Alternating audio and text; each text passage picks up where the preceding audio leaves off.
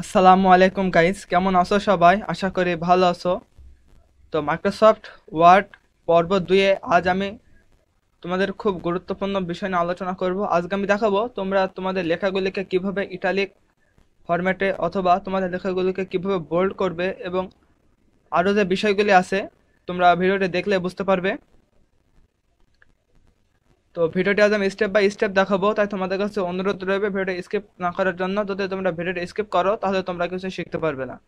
যদি তোমরা এমএস ওয়ার্ডে পারদর্শী হতে চাও তাহলে অবশ্যই ভিডিওটি প্রথম থেকে শেষ পর্যন্ত ভালোভাবে দেখতে হবে। তো ভিডিওটি শুরু করার আগে বলে রাখি, যদি ভিডিওটি ভালো লাগে তাহলে অবশ্যই একটি লাইক করে দেবে, এবং আমাদের চ্যানেল নতুন হয়ে থাকলে অবশ্যই চ্যানেল সাবস্ক্রাইব করে বেল আইকনটি অন করে দেবে। তো চলো আর কথা না বাড়িয়ে ভিডিওটি শুরু করা যাক।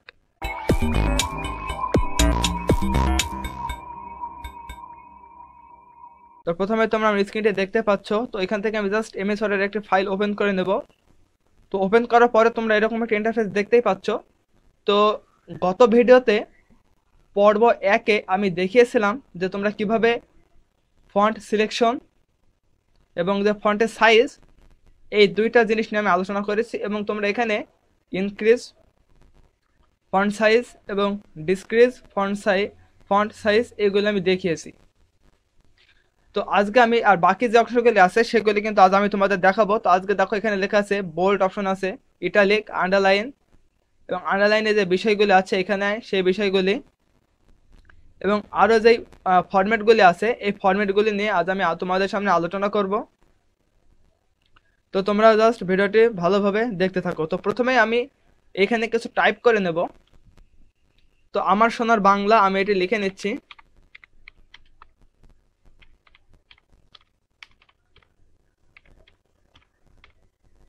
তো আমি দেখতে পাচ্ছি এখানে আমার সোনার বাংলা লিখে নিয়েছি। লেখার পরে কিন্তু লেখাটি অনেক ছোট দেখাচ্ছে। তো পর্ব 1-এর নিয়ম অনুসারে আমি কিন্তু লেখাটি প্রথমে সিলেক্ট করব, করার পরে আমি এখানে লেখাটি জাস্ট বড় করে নেব। তো এরপর তোমরা দেখতে পাচ্ছ লেখাটি বড় হয়ে গেছে। তো এরপরে তোমরা লেখাটিকে কিভাবে বোল্ড করবে, বা লেখাগুলি যে ইগুলি আছে এগুলো আরো মোটা হয়ে যাবে, বোল্ড করা মানে বোঝোই।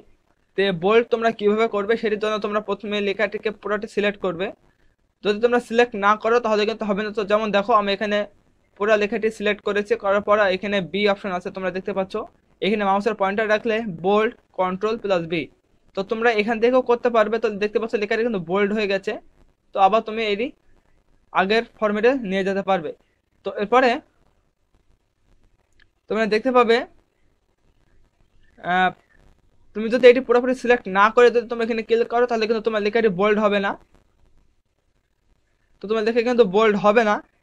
তো এক্ষেত্রে কিন্তু তুমি পুরো লেখাটি সিলেক্ট করতে হবে, করার পরে কিন্তু তারপরে তোমরা বোল্ড করতে পারবে। তো একই প্রসেস ফলো করে কিন্তু তোমরা এখানে কন্ট্রোল প্লাস বি প্রেস করলে কিন্তু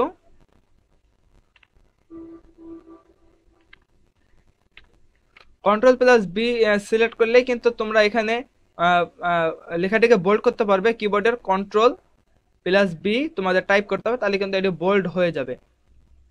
তো আমি আগের ফরম্যাটে চলে যাচ্ছি। তো এবার তোমরা কিভাবে তোমাদের লেখাটিকে ইটালিক করবে তো সেটি আমি তোমাদের দেখাবো। তো ইটালিক করার ক্ষেত্রে সেম প্রসেস, তোমাকে এটি প্রথমে পুরোপুরি সিলেক্ট করতে হবে, করার পরে কিন্তু এখানে তোমরা আই লেখা দেখতে পাবে, আই ইটালিক ইটালিক তোমরা এখানে লিখতে পাচ্ছ, ইটালিক কন্ট্রোল প্লাস আই। তো আমি এখানে একটা ক্লিক করলে তোমরা দেখতে পাচ্ছ আমার লেখাটা কিন্তু বেঁকে গেছে, অর্থাৎ আমার লেখাটা কিন্তু ইটালিক ফরম্যাটে হয়ে গেছে। তো তোমরা ইচ্ছা করলে আবার এটি পুরোটা সিলেক্ট করবে, করার পরে কিন্তু তোমরা এখানে এটি আবার ক্লিক করলে কিন্তু আগের ফর্মে চলে যাবে। তো একই প্রসেসে তোমরা এটি নতুন সিলেক্ট করবে, করার পরে তোমার কিবোর্ডের কন্ট্রোল বাটন চেপে ধরবে, কন্ট্রোল বাটন চেপে ধরে তোমরা আই ক্লিক করবে। তো দেখতে পাচ্ছ আই ক্লিক করার সাথে সাথে কিন্তু আমার লেখাটি ইটালিক হয়ে গেছে। তো তোমরা আবার কন্ট্রোল পুরোটি সিলেক্ট করবে, করার পরে কন্ট্রোল প্লাস আই দিলে কিন্তু আবার লেখাটি আগের ফরম্যাটে হয়ে যাবে। তো এরপরে তোমরা এবার আমি তোমাদের লাইনটি আন্ডারলাইন করে দেখাবো। তো আন্ডারলাইন তোমরা সবাই বুঝতে পারছো, আন্ডারলাইন মানে তোমরা প্রথম পয়েন্ট সিলেক্ট করবে, করার পরে এই যে এখানে তোমরা একটা ইউ অপশন দেখতে পাবে। তো এখানে তোমরা সিলেক্ট করবে, করার পরে এই যে তোমরা অনেকগুলো অপশন দেখতে পাচ্ছ দাগ। তো এখানে তুমি সিলেক্ট করলে কিন্তু দেখতে পাচ্ছ নিচের দিকে আন্ডারলাইন হয়ে গেছে। তো এটি তুমি কিবোর্ডের মাধ্যমে করতে পারবে। তো কিবোর্ডের মাধ্যমে করার জন্য তোমাকে প্রথমে এটি পুরোটা সিলেক্ট করতে হবে, করার পরে কন্ট্রোল প্লাস ইউ ক্লিক করতে হবে। তো যেহেতু আমার আন্ডারলাইন করা ছিল সেহেতু কিন্তু আমার আন্ডারলাইনটি উঠে গেছে। আবার যদি আমি কন্ট্রোল প্লাস ইউ দিই তাহলে কিন্তু আবার আন্ডারলাইনটি চলে আসবে। তো এরপরে কথা হচ্ছে আন্ডারলাইনটা কিন্তু অনেক রকমের আছে, তোমরা এখানে খেয়াল করলে দেখতে পাবে যে তোমরা এইরকম লাইন নিতে চাও ডট ডট, তো তোমরা যদি সিলেক্ট করো তাহলে দেখতে পাচ্ছ নিচের দিকে কিন্তু তোমরা নিচের দিকে দেখতে পাচ্ছ এটা কিন্তু পুরো লাইন না হয়ে ডট ডট আকারে কিন্তু আন্ডারলাইন হয়ে গেছে। তো আবার আমি অন্যটা দেখাচ্ছি। তো এখানে তোমরা ডবল লাইন দেখতে পাবে, মোটা লাইন দেখতে পাবে, তোমরা এখানে বাঁকানো লাইন দেখতে পাবে। তো এখানে দেখতে পাচ্ছ আন্ডারলাইন কালার, তো তোমরা এখানে আন্ডারলাইনে কালারও দিতে পারবে। তো আমি এখানে লাল কালার দিচ্ছি, তো তোমরা এখানে দেখতে পাচ্ছ। তো কালার তোমরা যে কোনো কালার এখানে তোমরা দিতে পারবে। তো দেখতে পাচ্ছ মোর আন্ডারলাইন্সে ক্লিক করলে কিন্তু তোমরা এখানে অনেকগুলো আন্ডারলাইন্স তোমরা এখানে পেয়ে যাবে। তো তোমরা দেখতে পাচ্ছ এই যে এখানে অনেকগুলো আন্ডারলাইন্স আছে, তো তোমরা এখান থেকে যে কোনো আন্ডারলাইন্স তোমরা এখানে নিতে পারবে, যে কোনো কালার নিতে পারবে।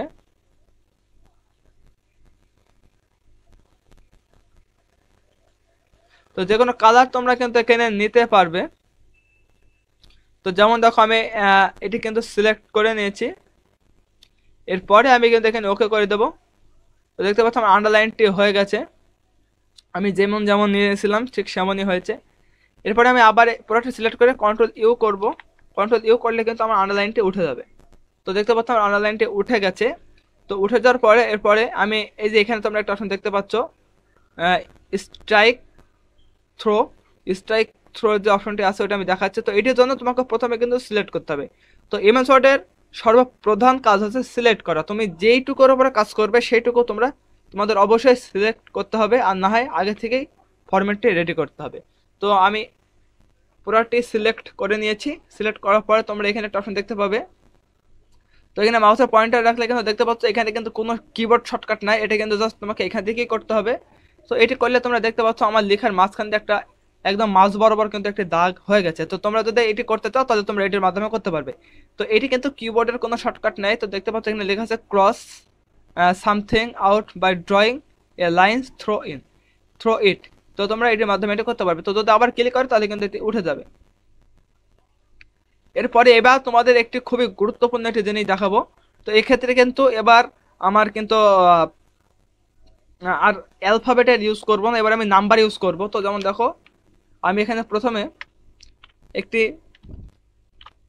ফার্স্ট ব্র্যাকেট নিয়েছি, নেওয়ার পরে কিন্তু আমি এখানে 5 দিয়েছি, আবার ফার্স্ট ব্র্যাকেট দিচ্ছি। এরপরে তোমরা কি করো, তোমরা অঙ্ক বই খেয়াল করলে দেখবে অঙ্ক বইয়ের ওপরে কিন্তু এখানে স্কোয়ার কিউব বা যে কোনো পাওয়ার দেওয়া থাকে। তো সেটা কিন্তু ছোট করে একদম কোনায় দেওয়া থাকে। তো সেটি তোমরা কিভাবে দিবে, এবং তোমরা যারা সায়েন্সে পড়ো রসায়নের অনেক যোগের বা মৌলের নামের নিচের দিকে তোমরা এখানে 2 3 4 এই অপশনগুলো তোমরা দেখতে পাবে। তো সেগুলো তোমরা কিভাবে করবে, তো তার জন্য তুমি এখানে একটা অপশন দেখতে পাবে, এটা কিন্তু কিবোর্ড শর্টকাট আছে। তো এই যে এটা যেটি আছে আমি এখনই দেখাচ্ছি। আমি প্রথমে এটি সিলেক্ট করছি, সিলেক্ট করার পরে এরপরে আমি এখানে 2 লিখছি। তো দেখতে পাচ্ছ নিচের দিকে কিন্তু 2 হয়ে গেছে।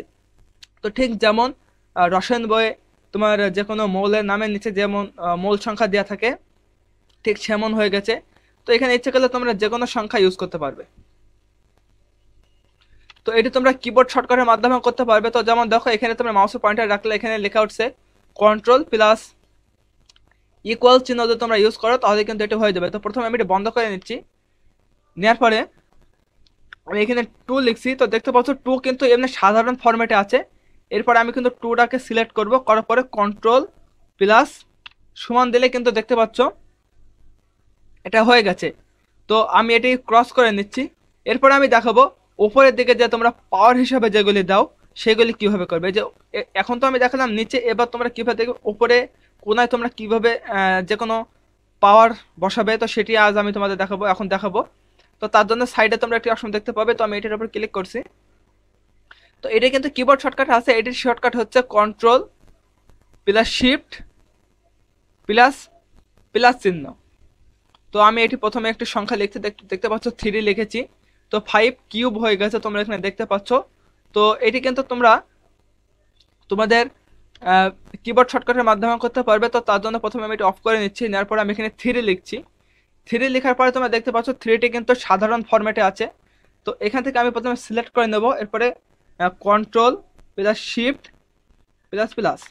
তো এরপর তোমরা দেখতে পাচ্ছ control plus shift plus plus চিহ্ন দেওয়ার সাথে সাথে কিন্তু এটি হয়ে গেছে।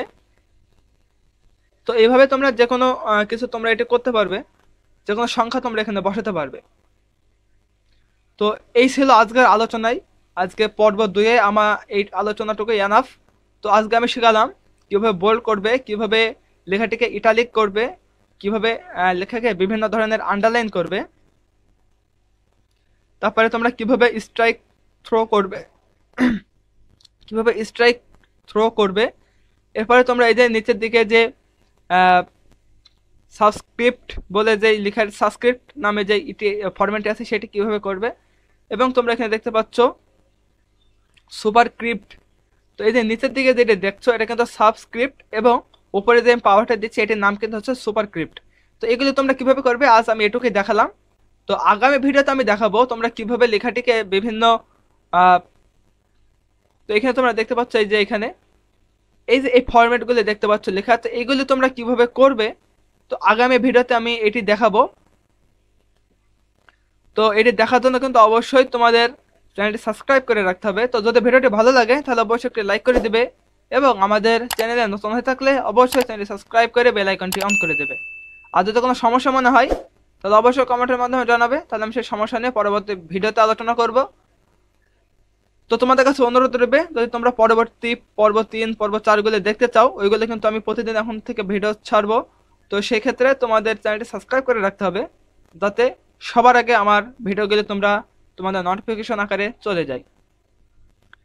তো আবার দেখা হবে অন্য কোনো ভিডিও নিয়ে। সে পর্যন্ত ভালো থেকো, সুস্থ থেকো, আল্লাহ হাফেজ।